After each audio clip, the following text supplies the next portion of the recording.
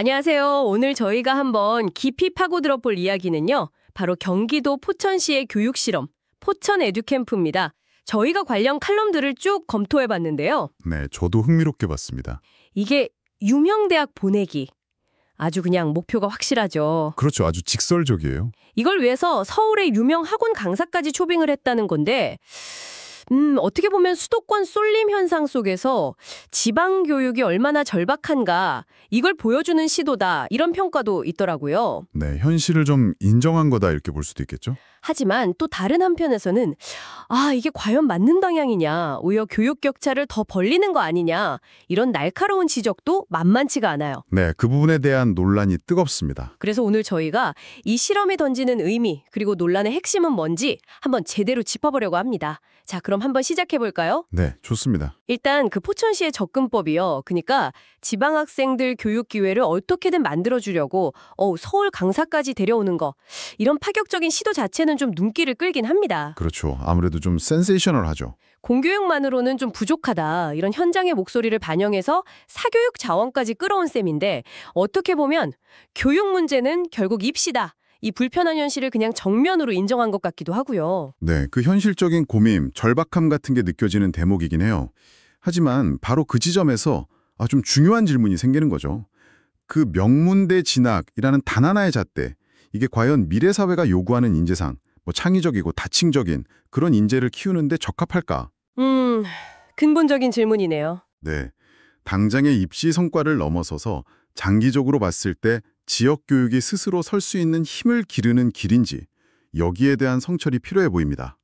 이게 그냥 증상만 완화하는 건 아닌지 하는 그런 우려죠. 특히 제가 좀 마음에 걸리는 건 고등학교 1학년 학생 중에서 딱 30명. 정말 소수잖아요? 이 30명만 뽑아서 집중 지원하는 방식.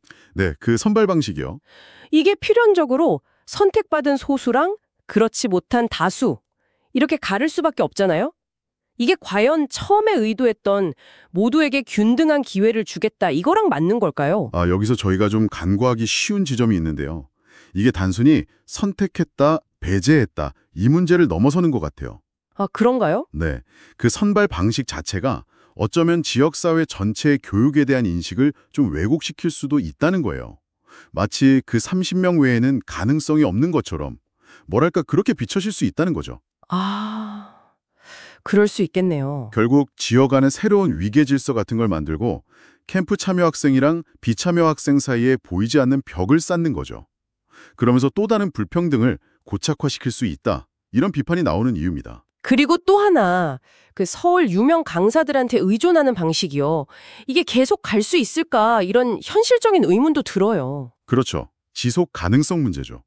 예를 들어 예산이 줄거나 강사 수급에 문제가 생기거나 하면 프로그램 자체가 흔들릴 수 있는 거잖아요. 맞습니다. 지역 자체의 교육 역량을 키우는 거랑은 좀 거리가 있어 보이는데 어떻게 보세요? 그 지속 가능성 문제가 정말 핵심입니다.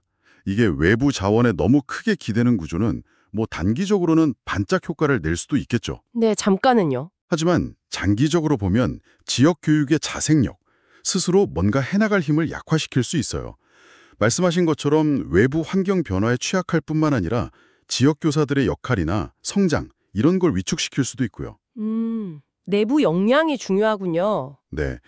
그래서 이 문제를 좀 더 넓게 보면 진짜 제대로 된 지역 교육 생태계를 만들려면요. 외부에서 수혈하는 데 의존하기보다는 내부의 힘, 그러니까 지역 교사의 전문성을 키우고 교육 환경 자체를 개선하는 데 투자하는 것. 이게 훨씬 중요하다는 거죠. 그렇다면 진짜 해법은 뭘까요? 칼럼들을 보니까 공통적으로 명문대 입시라는 이 좁은 길에서 좀 벗어나야 한다 이런 이야기들을 하더라고요. 네, 맞아요. 몇 가지 대안적인 방향을 제시하고 있는데요. 첫째는 그런 획일적인 입시 경쟁 말고요.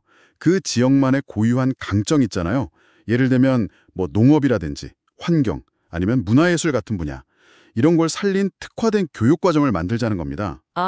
지역 특화 교육? 네. 둘째는 소수의 엘리트가 아니라 지역의 모두의 학생들, 그러니까 30명이 아니라 3,000명, 3,000명.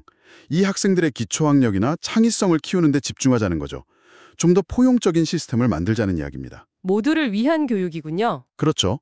마지막으로는 외두 강사에게 의존하기보다는 지역 교사들 연수를 지원하고 교육기자재 같은 거 확충하고 학급 규모 줄이고 이렇게 공교육 자체의 질을 높이는 데 힘을 쏟자는 제안이에요.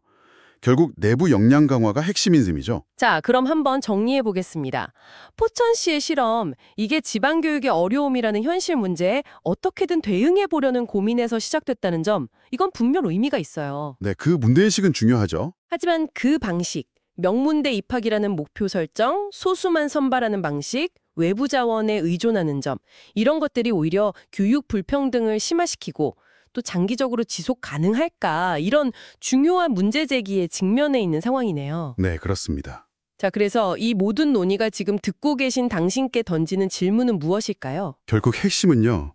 뭐랄까 경쟁이나 선별을 통해서 줄 세우는 게 아니라 모든 학생이 자기 가능성을 펼칠 수 있는 그런 토양을 어떻게 만들 거냐 여기에 있는 것 같아요. 무조건 서울을 따라하는 게 능사가 아니라 그 지역만이 가질 수 있는 고유한 교육 철학 그리고 매력적인 환경 이걸 만드는 게 어쩌면 더 근본적인 해답일 수 있다. 이런 목소리에 힘이 실리고 있습니다. 네. 오늘 이야기를 바탕으로 당신께서 한번 곱씹어 보실 만한 질문을 던져봅니다.